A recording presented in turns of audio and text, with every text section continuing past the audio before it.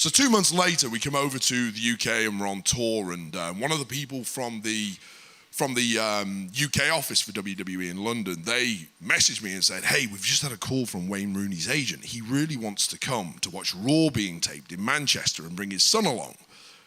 Do you think that's a good idea? I was like, yeah, hell, bring him along. This is going to be amazing. So they agree, they bring him along.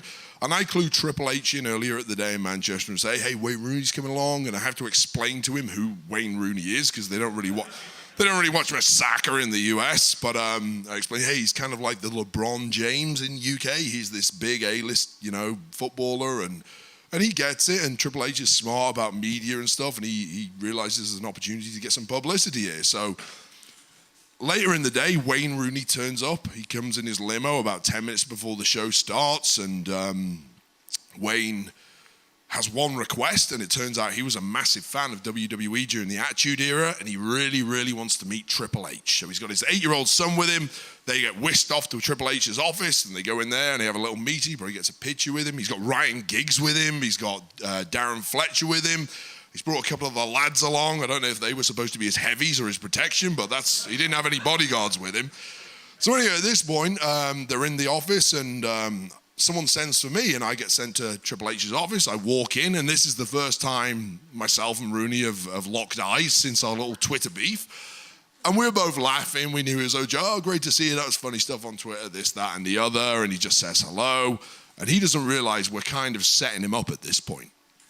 So Triple H mentions, hey, we had this idea, Wayne. We saw the stuff online. We thought it was really good, really great publicity. Everyone seemed to enjoy it.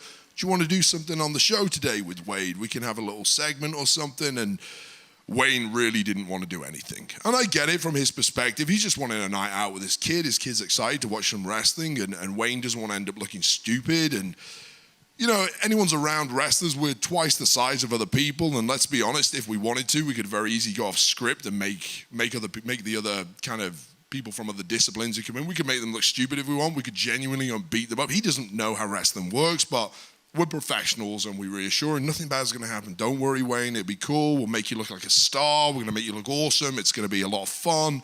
And Wayne's just not into it at all. So then we're kind of giving up, but Wayne's 8-year-old son looks at him and goes, Dad, just do it.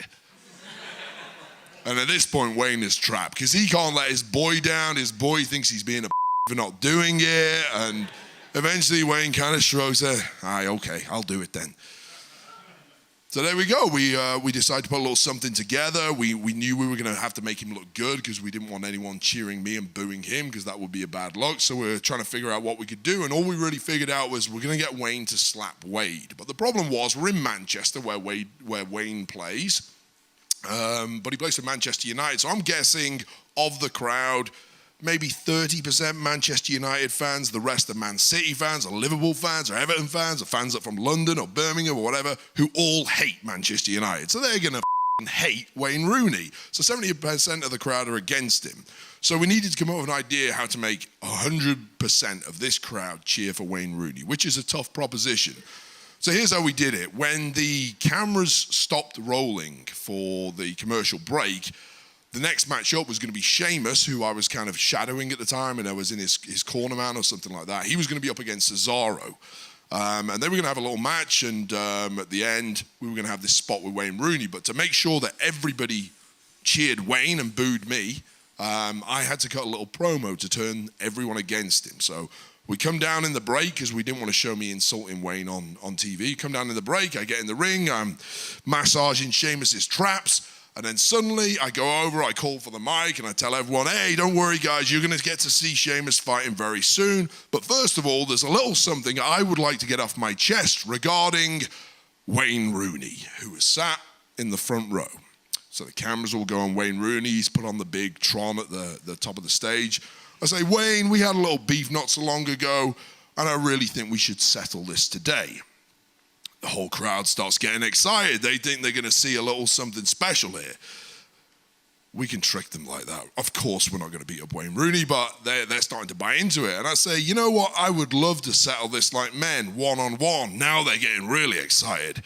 I would do that, but I would hate to have to embarrass you in front of your little boy. Now I look like a complete everyone's starting to boo me because even though I'm talking a big game, I'm really backing out and people get it. I've just offered them something and I've taken it away from them and now I'm the bad guy. So people are booing me for being a for not fighting Wayne. But the killer part of the promo was, after I said, I would hate to have to embarrass you in front of your little boy, I said, because let's face it, he gets to see that every single week when you step on a football pitch.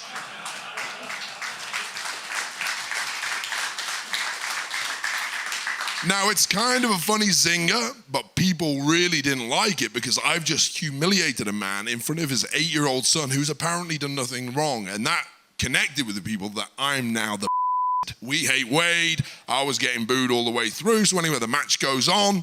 Eventually, Sheamus gets thrown out of the ring onto the floor. I go over to get him. I pat him on the back, push him back in the ring. I go over and poke Wayne Rooney in the chest 3 times, and right on cue, he rears back, slaps me. I take the bomb. Sheamus turns around. Cesaro hits his finish. 1, 2, 3. Me and Sheamus are the idiots for the night. We get out of there. Everyone's laughing, and the segment was a perfect success. And people got to see something special. They saw Wayne Rooney slapping Wade Barrett, and people loved it, and he was cheered out of there. So it was a really awesome segment. It achieved exactly what we wanted to achieve.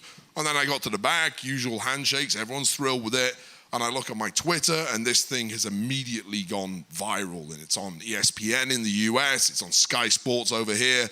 And I have these alerts set up on my Twitter, which alert me as to what's going on in the Twitter world. And it'll even tell me when my handle at Wade Barrett, which it was at the time, is trending. So I was trending in the UK because all these newspapers had picked up on it and they were getting clicks on the story. And then I was trending in the US, and then I was slowly, as the sun was rising around the world and people would wake up and it would be on their news around the world, it would be, you are now trending in Australia, you are now trending in Japan, and the one that I really knew we'd hit a home run, as they say in the US, you are now trending in Nigeria.